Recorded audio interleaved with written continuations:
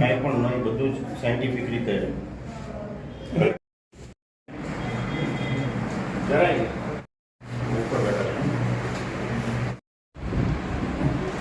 Rotary club સૌપ્રથમ શરૂઆત માટે હું રોટરી ક્લબ ઓફ ભાવનગરના પ્રેસિડેન્ટ રોટેરિયન મિથિલેશ ઠક્કરને વિનંતી કરીશ સ્વાગત પ્રવચન માટે.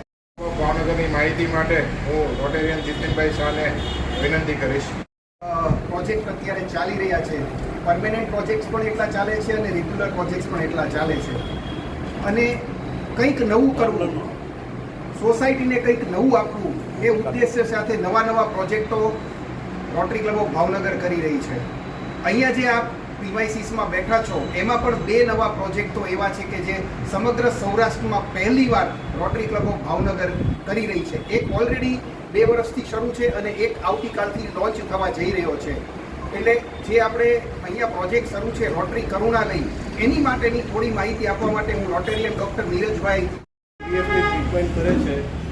એમાંથી બહુ મોટા ભાગના બાળકો અધૂરા મહિને અને ઓછા વજન સાથે જન્મતા હોય છે અને એમાંથી ઘણા બધા લોકોને એનઆઈસીયુ એટલે નવજાત બાળકોનું જે આઈસીયુ હોય એની અંદર રાખવા પડતા હોય છે.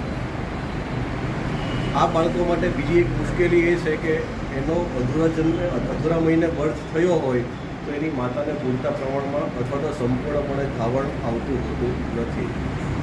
સાયન્સ ગમે એટલી પ્રગતિ કરે પણ આજ સુધી માતાના દૂધનો વિકલ્પ શોધી શક્યું નથી અને WHO વારંવાર અને વર્ષોથી કહેતું આવ્યું છે કે નવજાત બાળકો માટે માતાના દૂધનો કોઈ વિકલ્પ નથી. જ્યારે આવા બાળકોને માતાનું દૂધ નથી મળતું તો એને પાવડર ફોર્મ્યુલા એટલે કે જે દેશી ભાષા થાય તો આનો વિકલ્પ શું?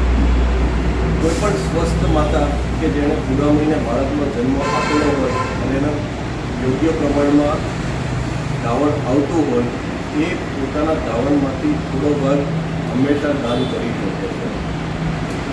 બ્લડ બેંક અને બ્લડ ડોનેશનથી આપ સૌ પૂરી રીતે માહિતગાર છો. આપણે બ્લડ ડોનેટ કરીએ તો એનાથી આપણા શરીરમાં બ્લડ ઓછું નથી થઈ જતું. એ જ રીતે જે નિરોગી માતા છે જેને પૂરતા મહિને બાળક આવેલું હોય અને પૂરતા પ્રમાણમાં ધાવણ આવતું હોય એ પોતાના ધાવણનો થોડો ભાગ જો ડોનેશનમાં આપે તો એનાથી એના બાળકને પૂરતું ધાવણ ન મળે એવું નથી થવાનું.